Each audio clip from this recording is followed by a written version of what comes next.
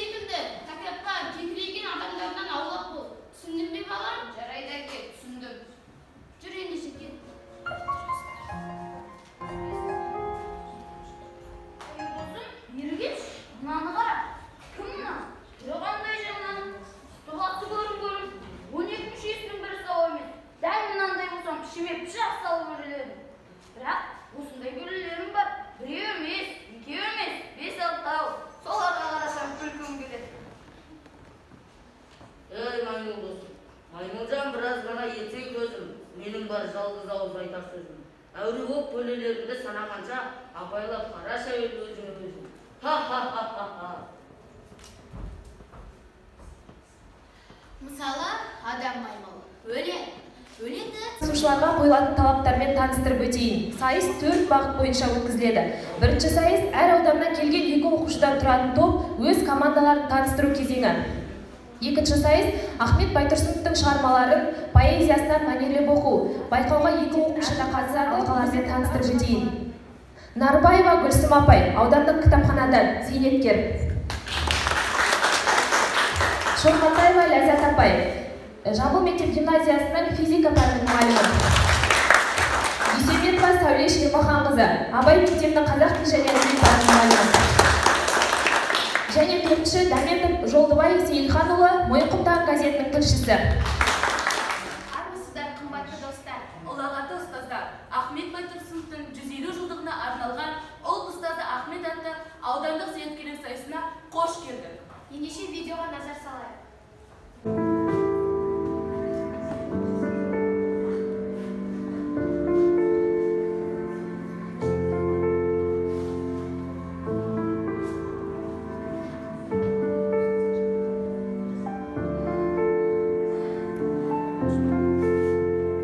Армысыздар, қымбатты достар, Ахмет Байтұрсыновтың 150 жылдығына арналған ұлт ұстазы Ахмет атты аудандық зияткерлік сайысы.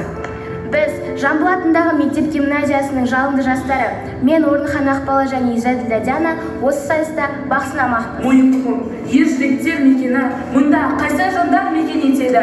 Өнерпаздар мен білімділер көп, бізде ұлағатты ұстаздар да жетеді. Бұл өңірде Жамбыл туып жыр төккен, бұл өңірде жырлар мен тербеткен, бұл өңірде Гомер ақын атанған, мектебіме аты беріп сән еткен. Әдебиетке даңғыл жолда қалдырып, жырын қалды әр жүректе жаңғырып. Өлең сүйер, өнер сүйер біз барда, сенің атын өлмейді ешкім мәңгілік. Бүгін жырлап 20-шы ғасырдың қазағыма шуақ болып шашылды. Ұлтың үшін зар еңіреп жүрегің, ақиқат пен шындық үшін басырды. Жүрегіңді кернегенде өгей мол, білім қуған оңай соқты демеймін.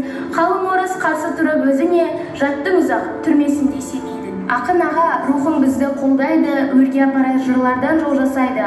Ұлт ұстазы Ахмет деген атыңды ұрпақтарым шын жүрекпен жырлайды. Өр кезеңе ұялаған тұнба жыр, Елге деген сағынышым қырда жүр. Ахмет деген есіміне нараға, Жамбылымның ұрпақтары жырлау. Бармысыздар жігер күшті қарсыластар. Ұлт ұстазы Ахмет атты сайысқа біз келіп қалдық сәлемдесіп баршаңызға. Сөз маржаны бола білген Байтұрсынов атамыз. Сақталды жадымызда әрбір мұра ұланымыз. Жас ұрпаққа салып кеткен сара жол, өшпейтіндей мәңгі тұрған дара жол. Жырларымды оқып бүгін танысып, сауатты ұрпақ көзімді үлгі тұтатын. Келіп тұрмыз Жұмабай мектебінен, болашақ деп алға қойған ұранымыз. Болашақ ұрпағымыз білімді, сайыста көрсетпекпіз мектепте алған білімді. Тапқырлық таныту мақсатымыз, мектептің көкке шыққан қыранымыз. Қазағында ақын көп қой туылғаннан жыр жазуға бұрылған. Таныстыру. Біз дайынбыз бұл сайысқа достарым. Көрсетеміз бізде қандай күш барын. Алға қойған мақсатымыз бір екен, сапарымыз сәтті болсын әрдайым.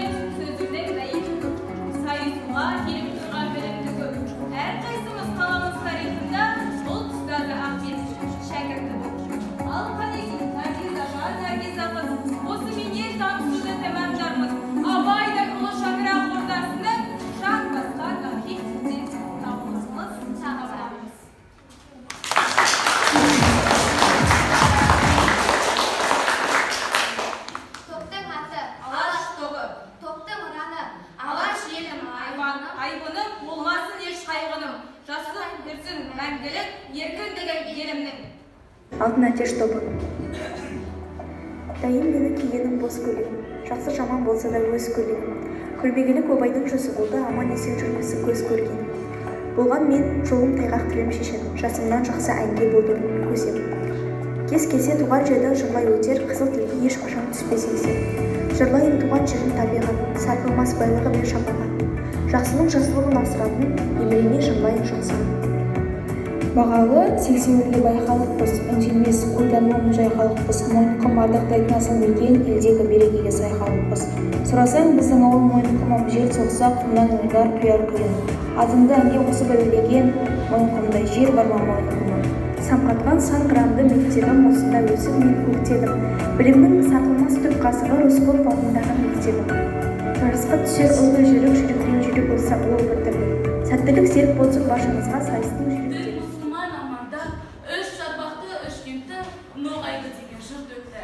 бір замандар болғанда ауыр дәулет мал кетті, жарлықтың зарықты, халқға жарлы болған соң жігітінен әр кетті, жап-жалаңаш жүрген соң әйелінен ар кетті.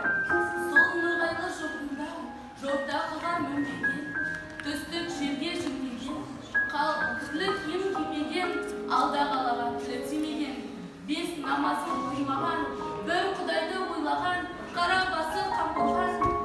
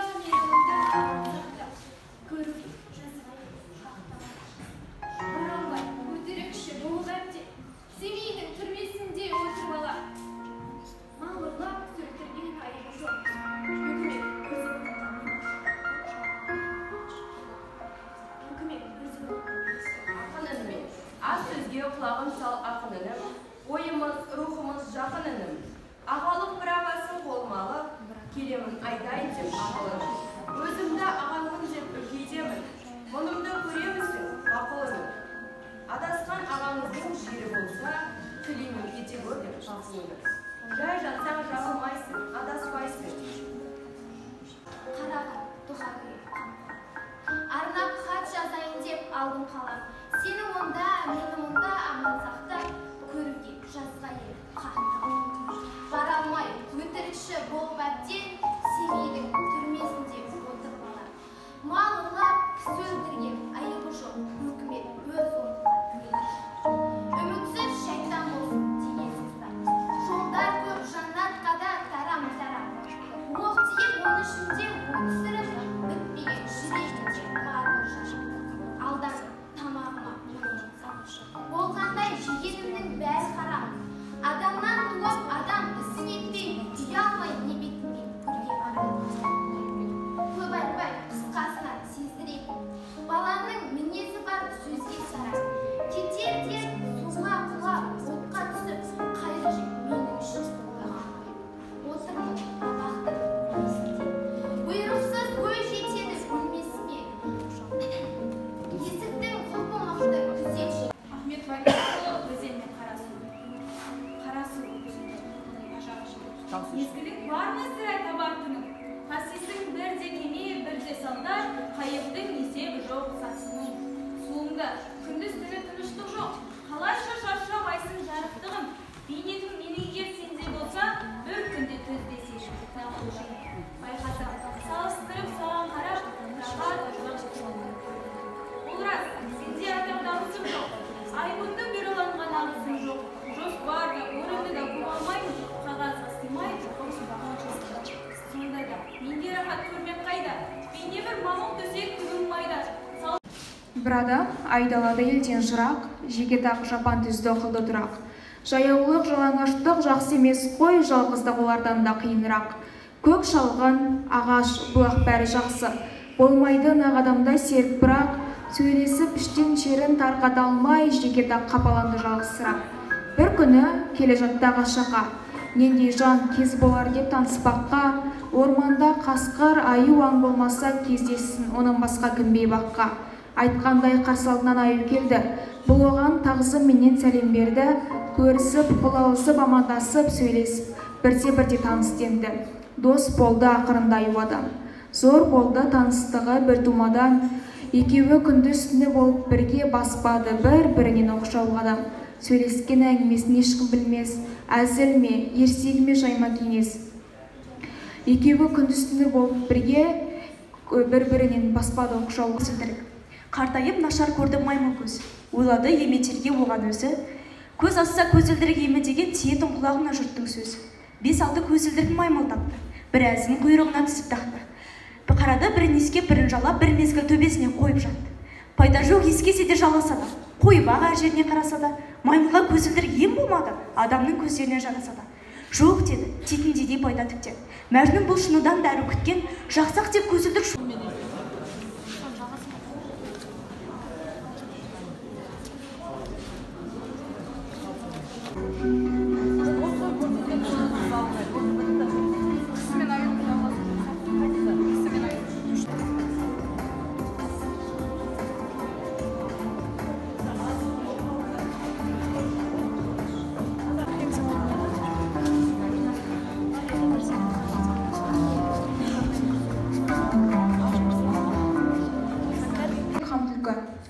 Осы мысалда оқи келіп, достанда дұшпанында сақ болудың қажеттілігін ұқтық.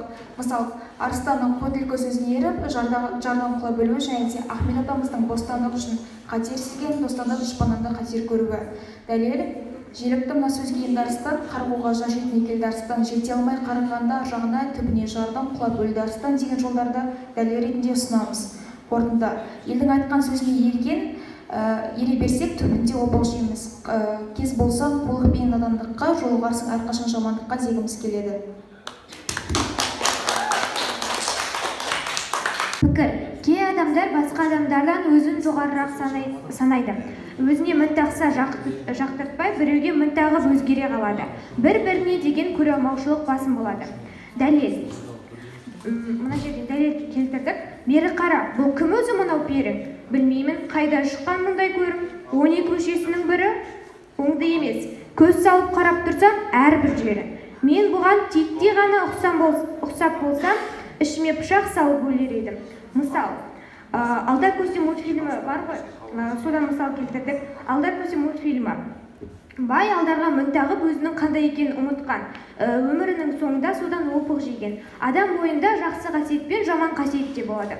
Адам қай жолды таңдаса, сол жолға бейімделеді. Бай да сондай. Мысалы, оның бойында жақсы қасиеттерден гөрі жаман қасиеттер басым болған. Сондықтан да ол үнемі алдар көсені кемсітіп, өзін жоғары санайды. Қорытынды.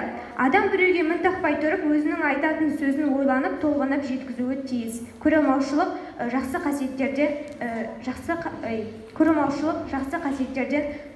шалмен жұмыскер.